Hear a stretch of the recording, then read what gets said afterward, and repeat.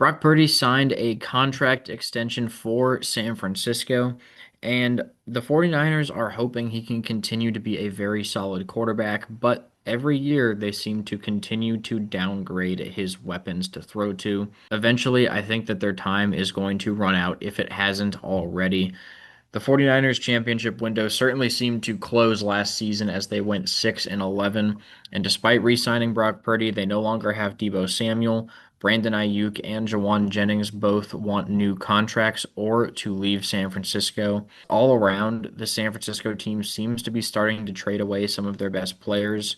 Christian McCaffrey is one of their best skill players still, but he struggles to stay healthy, and he's going to be one of the few bright spots on this 49ers team this year if he can, in fact, play a full season. Regardless, I think the 49ers are going to struggle quite a bit this year once again. And their first game is a road trip to Seattle. Now, I think the Seahawks are going to be an interesting team this year, given that they had so much turnover on the offense. Geno Smith, now a Las Vegas Raider, DK Metcalf, now a Pittsburgh Steeler, and Tyler Lockett, now a Tennessee Titan. They brought in Cooper Kupp to kind of help Jackson Smith-Njigba adapt to the wide receiver one role, as Kupp will be a wide receiver two up in Seattle.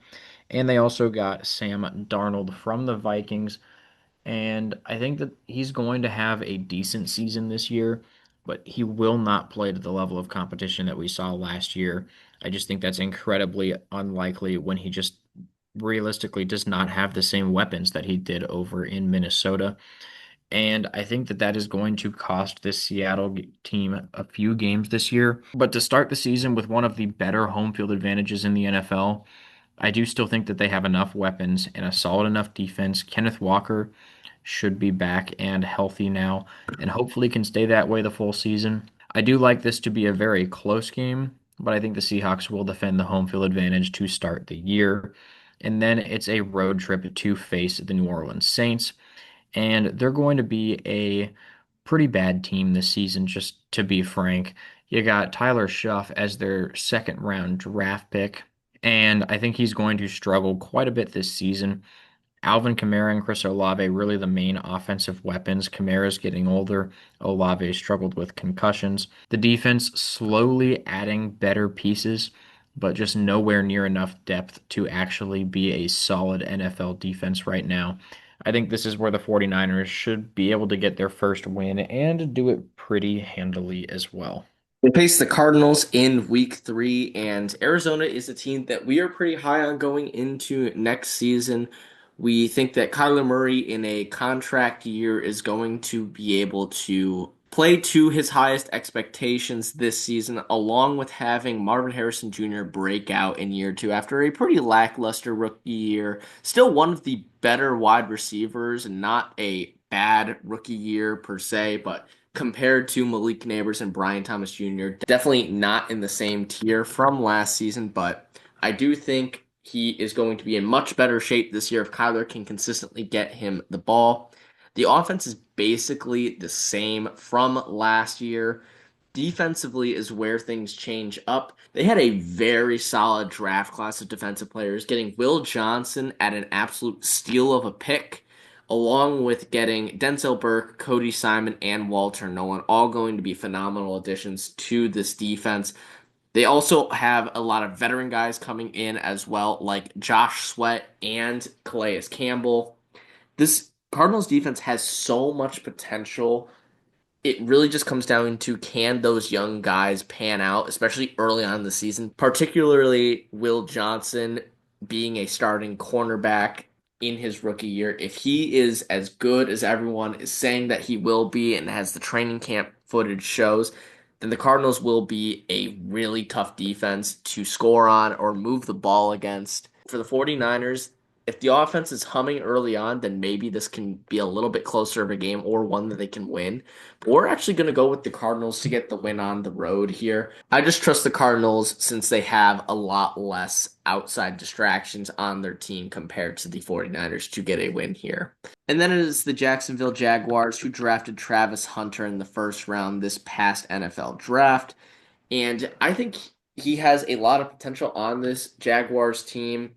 They have him playing both sides of the ball right now at wide receiver and at cornerback. I do think they will use him a little bit more as a cornerback, considering that Brian Thomas Jr. is so good. But I do think he will still get meaningful snaps as their wide receiver. Trevor Lawrence, if he can stay healthy and continue to grow after having some slow starts to his seasons the past few years, then this Jacksonville offense can be fairly solid. Defensively, it's kind of the same thing. They just have a lot of solid players that can make a very viable NFL defense. It's going to be a tough one against the 49ers here, especially on the road. But once again, I just think that something is going to click for the Jaguars this season. And even in a tough road game against a very good 49ers team, I'm going to lean the Jaguars here. Then it's back-to-back road trips against two of our favorite teams in the NFC. The first one in the 49ers division, that's the Los Angeles Rams. Now, Los Angeles is going to be very, very good this season, despite trading away Cooper Kupp after 8 years in a Rams jersey. He's now a Seattle Seahawk, like we mentioned earlier, and the Rams have Puka Nacua as wide receiver one and brought in one of the best route runners in NFL history, Davante Adams, to be wide receiver two. Some great weapons for Matthew Stafford to throw to. And I think that this is going to be a very scary Rams offense. Then you look at the defense and you see all of these young pieces that they've added. Jared Verse, the defending defensive rookie of the year.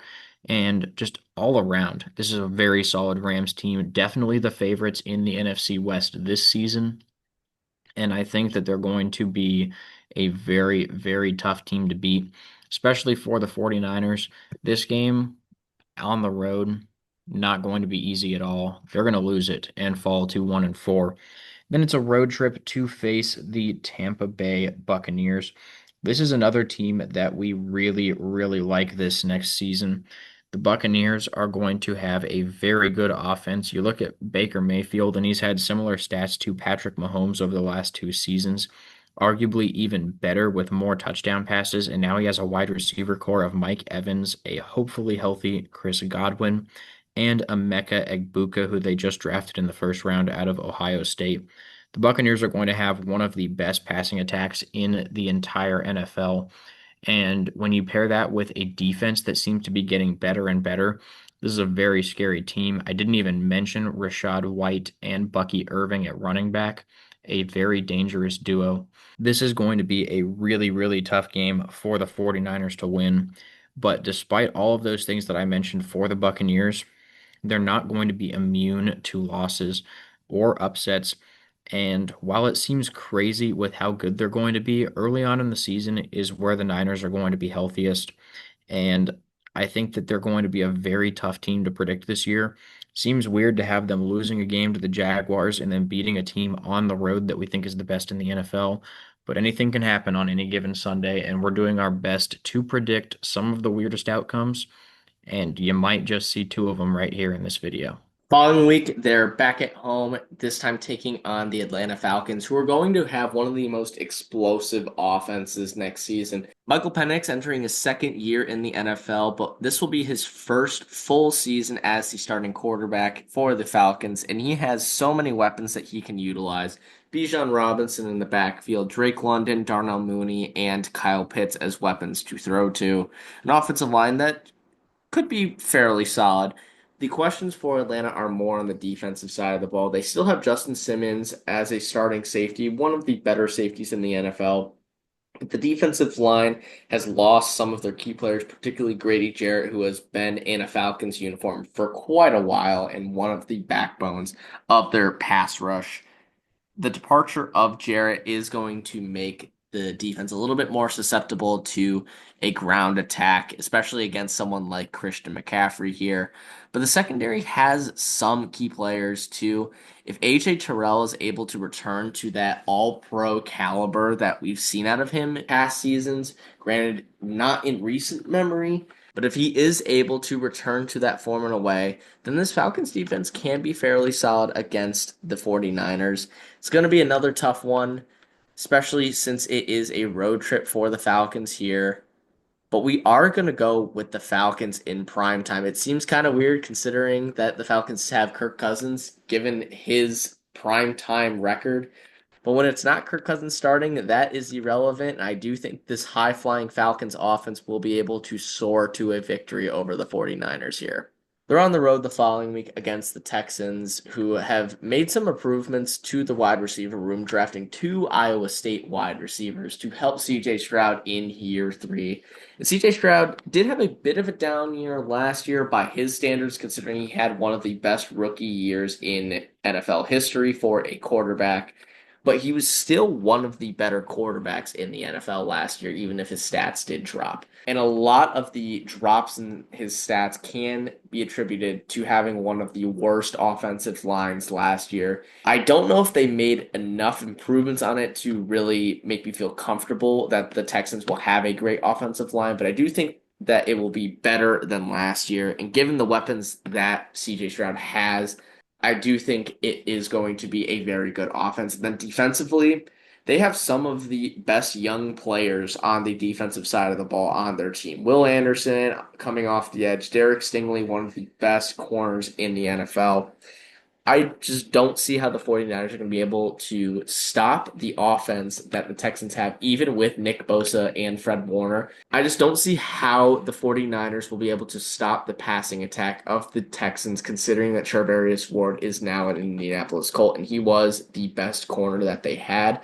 Fred Warner and Nick Bosa will do as much as they can, but it's not going to be enough. And then offensively, I don't know how the 49ers are going to be able to deal with both Will Anderson and Derek Stingley. It's going to be another loss here for the 49ers. Next is a road trip to the Giants, and I think they're going to struggle quite a bit this year. They released their first depth chart. Russell Wilson is quarterback one, followed by Jameis Winston, and then rookie Jackson Dart, who they spent a first round pick on. I wouldn't be surprised if we saw all three start at some point this season. At this point, halfway through the year, I have no idea who the starting quarterback is going to be. So that's definitely going to make it tough to predict this game. And I think that it really can go either way. The Giants have some solid weapons that they're starting this rebuild with, and eventually they are going to break through. I don't think this is the year that they do, but they're certainly going to be able to start competing with some teams like the 49ers, who we have kind of more in the middle of the pack of the NFL. Malik Neighbors, a great wide receiver. You look at the defensive line at making some really solid young additions. All around, the pieces are starting to fall in place for the Giants, and I think a couple years from now, they could be a very good team again. And we actually do think that they're going to beat San Francisco here. It's going to be a very close game for sure if the Giants do, in fact, win. And I know Niners fans might not be happy to hear it, but they very much do have the possibility to lose to some of the worst teams in the NFL this season. And it seems weird because we had them winning at the Buccaneers, who we like a lot. I just think the 49ers are going to have a very unpredictable season this year. They're at home the following week against the Rams for their rematch, and Jonah covered most of the points on this team. Not too much to reiterate. It's very hard to beat the same team twice in a year, but it does happen if one team is just flat out better than the other. It's a little bit harder in the NFC West because it is one of the most competitive divisions in the NFL. But I do think here the Rams are just the superior team. I feel a lot more confident in what the Rams have on their team and that there aren't too many questions associated with the team compared to the 49ers, where, like Jonas said, there's so much unpredictability with this team and their schedule. And if players even are on the team at this point, like we could see Brandon Ayuk and Juwan Jennings off the team by this point in the season, and that would really tank the 49ers' chances of winning some of these more competitive games. So they will fall here to the Rams. And then it's another divisional opponent here on the road against the Cardinals. And once again, we touched on a lot of the points for this Cardinals team. We think they are going to be much improved from last year, and we'll have a chance to make a run at the Rams in this division. On the road here, once again, I don't think the 49ers will be able to get a win here. Maybe it can be a little bit close, especially in game two, much like the Rams game, but I just trust the fact that we know for sure what we are getting from this Cardinals team. and we have so much unpredictability and concerns with this 49ers team. So another loss for the 49ers here as they move to 2-9. Then it's back home to face Bryce Young and the Carolina Panthers on Monday Night Football. And the Panthers were actually starting to look very good near the end of last season. If they can keep that up this year, they could be a sneaky contender in the NFC South. I certainly think that they're going to show flashes of that potential this year, but I don't quite think that we're ready to see the Panthers in the playoffs. Though I wouldn't be surprised if they are now less than 1 or 2 years away from being a very good team in the NFC.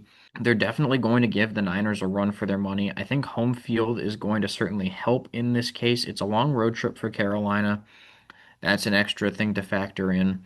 Monday night, also prime time, not as easy to win on the road. I think the Panthers are going to make it close, but I do really like San Francisco to end this losing streak here and get their third win of the season. And then it's a road trip to face the Browns.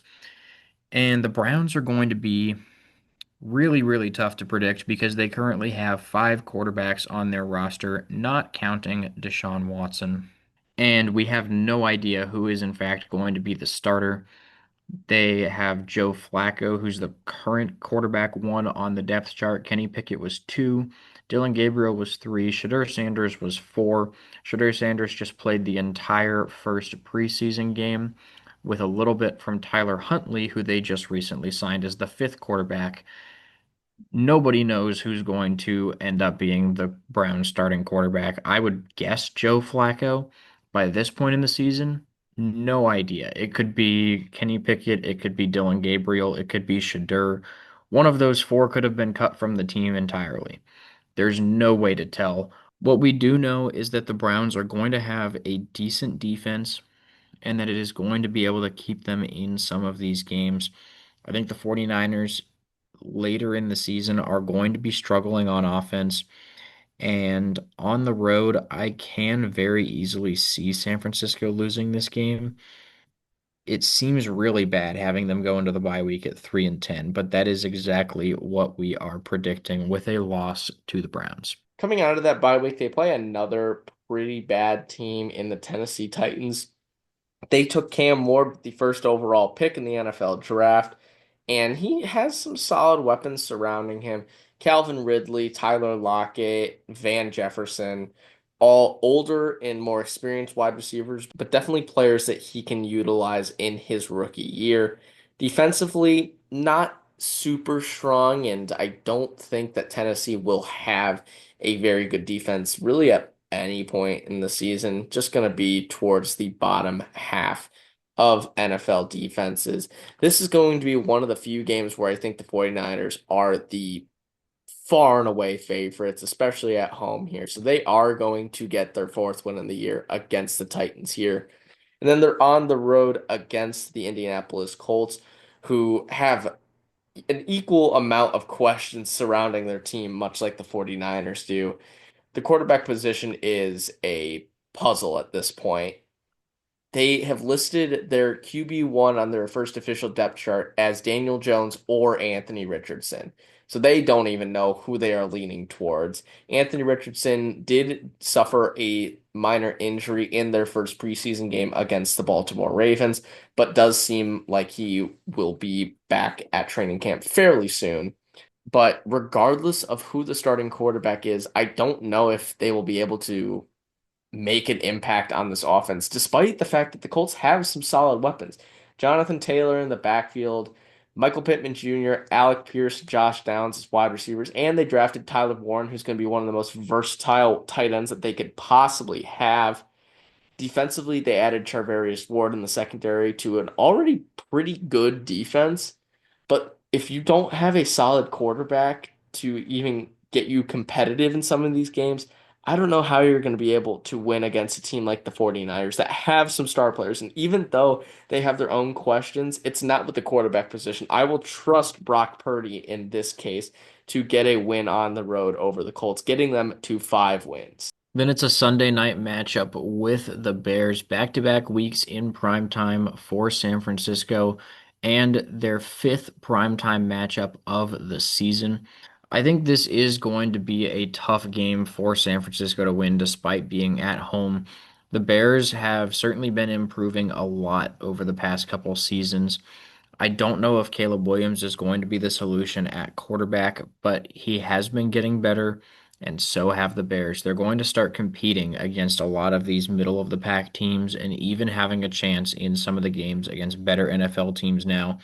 I don't think they're quite ready for the playoffs, but I do think that they are probably a better team than the 49ers now. And given that we don't think that highly of San Francisco, it's not saying the Bears are great, but they're going to be pretty close to around 500 this season. And I think that in prime time, the 49ers are going to drop this game and end up going to 5-11 before game 2 with Seattle. And we mentioned it already when we talked about the Rams and the Cardinals, that it's very hard for a team to win against the same team twice in one season, especially in the NFC West. But the Seahawks, much like the 49ers, are probably one of the weaker teams in the division because there's just so much concern with Sam Darnold. Can he produce in this Seattle offense without the help of Justin Jefferson and Kevin O'Connell in Minnesota? And I think he can be fairly solid because they do have some solid weapons. But the problem is the offensive line. It was one of the worst in the NFL last season, and they lost a good amount. They had to take the number one overall offensive guard in the NFL draft this past year. And even though Sam Darnold had to deal with yet another terrible offensive line last season with the Vikings, 2 years in a row is not going to be something easy to do. He's going to get sick of it real quick. But on the fact that it's at home this time, you don't have that home field advantage that Seattle has. I think the 49ers can avenge that earlier loss. And instead of losing to the Seahawks to open their season and close their season, they will split the season series and finish the year off 6-11. That is the exact same record that they had last year, which means we do not think San Francisco is getting any better. If anything, their floor shows that they could get a little bit worse, even dropping one more game than we currently have them winning. And I don't think that's incredibly likely. We already have them losing a few games that they probably shouldn't, like, for example, the Giants and the Browns.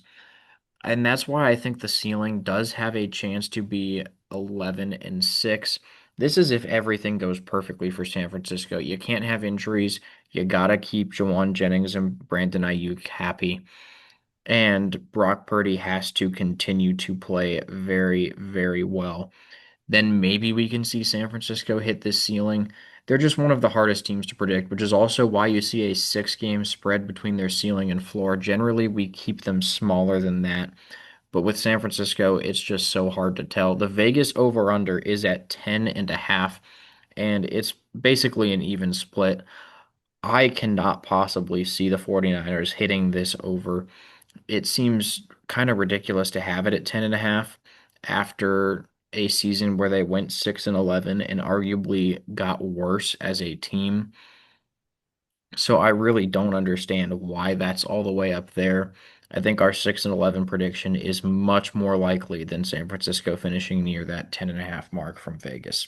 It's been the story of this video. The 49ers are just going to be a really tough team to predict because they've dealt with so many injuries over the past few years. A lot of their players have injury concerns. And if they go down once again, then the 49ers will suffer a similar season to what they had last year, especially with the players that want out already, like Brandon Ayuk and Jawan Jennings. But if they manage to keep him and everyone does stay healthy and Brock Purdy plays like the quarterback he is now being paid as, then yes, we could see them hitting that ceiling. But for right now, since there are so many uncertainties with this team, we are on the lower end compared to a lot of people, and we will have them going 6-11 for right now. So thank you guys for watching. Please make sure to like and subscribe so you don't miss out on any more of our videos, and we will see you in the next one.